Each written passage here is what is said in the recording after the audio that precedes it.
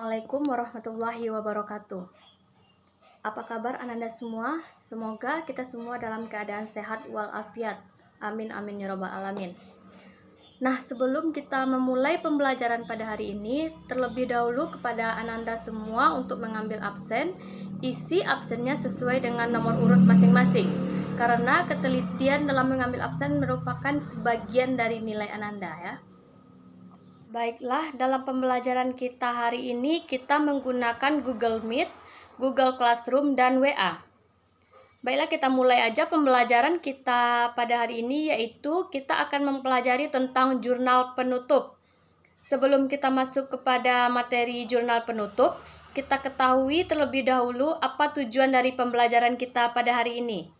Nah, tujuan pembelajaran kita pada hari ini yaitu yang pertama, siswa mampu memahami apa itu dari jurnal penutup. Yang kedua, siswa mampu memahami langkah-langkah dalam membuat jurnal penutup. Yang ketiga, siswa dapat membuat jurnal penutup dengan teliti dan cermat. Baiklah, langsung saja kita masuk kepada materi kita, yaitu tentang jurnal penutup. Nah, jurnal penutup adalah jurnal yang dibuat pada akhir periode akuntansi untuk mentransfer saldo dari akun sementara ke akun permanen. Perusahaan menggunakan jurnal penutup untuk mengukur ulang saldo akun sementaranya. Pada perusahaan jasa, akun yang dibuatkan jurnal penutup yaitu meliputi yang pertama ada akun pendapatan, yang kedua ada beban, yang ketiga ada ikhtisar laba rugi, dan yang keempat ada prive. Tujuan dari pembuatan jurnal penutup yaitu yang pertama, untuk menutup saldo yang terdapat pada semua akun sementara sehingga akun tersebut nilainya menjadi 0. Yang kedua, agar saldo akun modal menunjukkan jumlah yang sesuai dengan keadaan pada akhir periode, sehingga saldo akun modal akan sama dengan jumlah modal akhir yang dilaporkan di neraca. Yang ketiga yaitu memisahkan transaksi akun pendapatan dan beban agar tidak bercampur dengan jumlah nominal dari pendapatan dan beban pada tahun selanjutnya. Yang keempat, menyajikan neraca awal pada periode berikutnya adalah setelah dilakukan penutupan buku. Yang kelima, mempermudah kita ketika dilaksanakan pemeriksaan karena telah dilakukan pemisahan transaksi yang terjadi antara periode sekarang dengan transaksi pada periode akuntansi selanjutnya.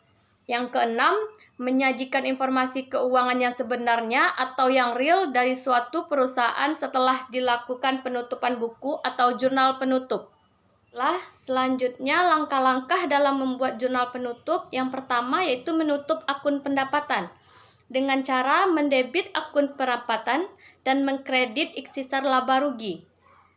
Nah, jadi jurnal penutupnya yaitu pendapatan letaknya di debit dan ikhtisar laba rugi di kredit. Selanjutnya, menutup akun beban dengan cara mendebit akun ikhtisar laba rugi dan mengkredit akun beban. Jika dibuat jurnal penutupnya, ikhtisar laba rugi berada di debit, beban berada di kredit. Nah, selanjutnya menutup akun ikhtisar laba rugi ke akun modal. Yaitu yang pertama, jika perusahaan memperoleh laba, maka jurnal penutupnya yaitu ikhtisar laba rugi berada di debit dan modal berada di kredit. Jika perusahaan mendapat rugi, maka jurnal penutupnya yaitu modal berada di debit, ikhtisar laba ruginya di kredit. Selanjutnya, menutup akun prive. Nah, akun prive yang memiliki saldo debit akan dikredit dan mendebit akun modal. Jika dibuat jurnal penutupnya yaitu modal berada di debit dan prive berada di kredit. Nah, selanjutnya Ibu akan memperlihatkan cara membuat jurnal penutup. Nah, baiklah, di sini Ibu akan mencoba menjelaskan cara membuat laporan jurnal penutup. Nah, di sini kita memerlukan neraca saldo disesuaikan, yaitu dari perusahaan Jasa Indah. Nah, dari neraca saldo disesuaikan ini, kita akan membuat jurnal penutupnya. Nah, langkah pertama membuat jurnal penutup, kita harus membuat kepalanya terlebih dahulu. Kepalanya ada 3 baris. Yang pertama, ada nama perusahaan yaitu perusahaan Jasa Indah. Yang kedua jenis laporannya yaitu jurnal penutup. Dan yang ketiga periode akuntansinya yaitu periode 31 Desember 2019. Nah, selanjutnya kita buat tabel. Garis di atas yaitu tebal, di bawahnya ada garis tipis. Nah, tabel yang pertama ada tanggal. Yang kedua ada keterangan, yang ketiga referensi, yang keempat debit, dan yang kelima kredit. Nah, setelah membuat kepalanya dan membuat isi tabelnya, selanjutnya kita tulis di bagian tanggal yaitu ada tahun dan bulannya yaitu 2019 Desember. Nah, langsung kita buat tanggalnya 31 Desember. Yang pertama kita harus menutup akun pendapatan. Ingat, akun pendapatan harus kita tutup. Kita harus menjadikan pendapatan itu 0. Nah, makanya pendapatan yang seharusnya posisinya di kredit, kita debitkan. Kita lihat di sini pendapatan dikreditkan. Pendapatan dikredit sebesar Rp8.435.000. Rp8.437.500 di kredit. Nah, untuk jurnal penutup, kita debitkan pendapatan yang Rp8.437.500 tersebut. Kita debitkan dia dengan membuat kode referensinya itu 801. Dan mengkreditkan akun ikhtisar laba rugi. Nah, dengan kode akun 411, kita kreditkan dia. Kita tulis di kredit Rp8.437.500. Nah, selanjutnya yaitu kita harus menutup akun beban. Nah, akun beban ini kan seharusnya di debit nih. Di neraca saldo sesuaikan beban nih ada 4, yaitu letaknya di debit. Nah, untuk menutupnya, kita kreditkan bebannya. Dan kita debitkan akun ikhtisar laba rugi. Nah, yang pertama yaitu ada beban gaji nih. Beban gaji sebesar Rp1.200.000. Di debit, kita tulis di sini. Beban gaji dengan referensi 501 di debit sebesar Rp1.200.000. Selanjutnya ada beban telepon sebesar Rp675.000. Kita tulis di bawah beban gaji ini beban listrik dan telepon dengan kode referensi 502 sebesar Rp675.000 di kredit. Selanjutnya ada beban lain-lain yaitu sebesar Rp525.000. Kita tulis di sini beban lain-lain referensinya 503 sebesar Rp525.000 di kredit. Selanjutnya ada beban administrasi dan umum sebesar Rp825.000 di kredit.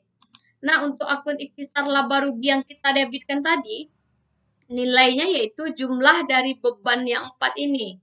Yaitu jumlahnya sebesar Rp3.225.000.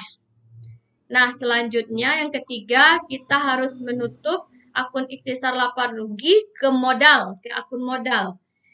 Nah, kalau dia laba, maka ikhtisar laba ruginya di debit, modalnya di kredit. Nah, kalau perusahaan mengalami rugi, maka modalnya yang kita debit, ikhtisar laba ruginya kita kredit.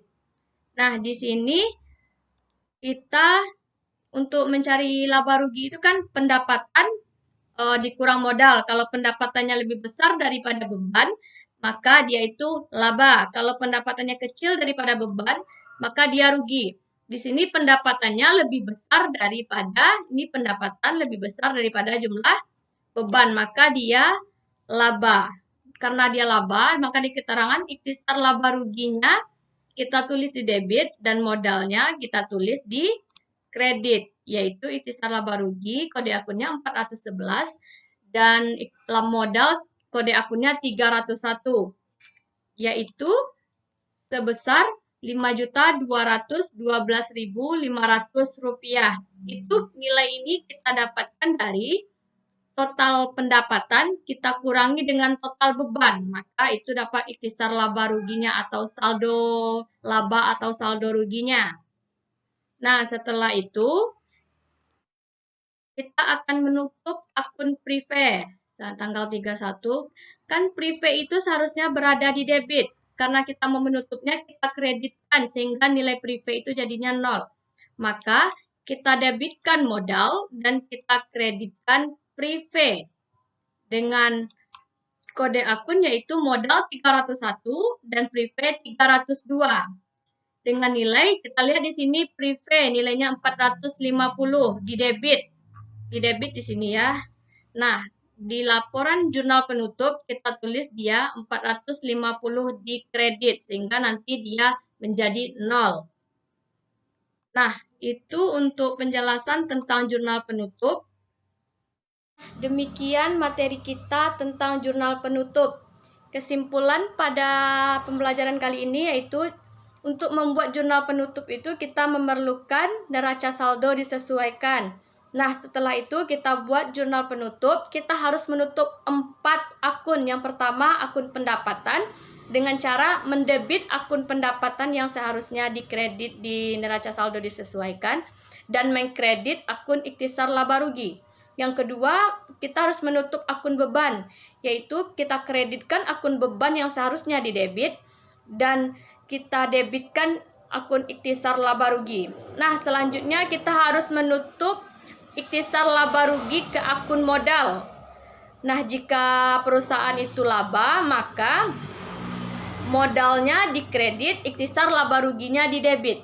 Nah, jika kalau dia rugi, maka modalnya yang didebit, ikhtisar laba ruginya yang dikredit. Yang keempat, kita harus menutup akun Prive, yaitu dengan cara mendebit akun modal dan mengkredit akun Prive. Nah, sekian pembelajaran kita pada hari ini. Semoga Anda semua bisa mengambil kesimpulan dari pembelajaran kita pada hari ini dan Anda semua mengerti. Ibu akhiri dengan wassalamualaikum warahmatullahi wabarakatuh.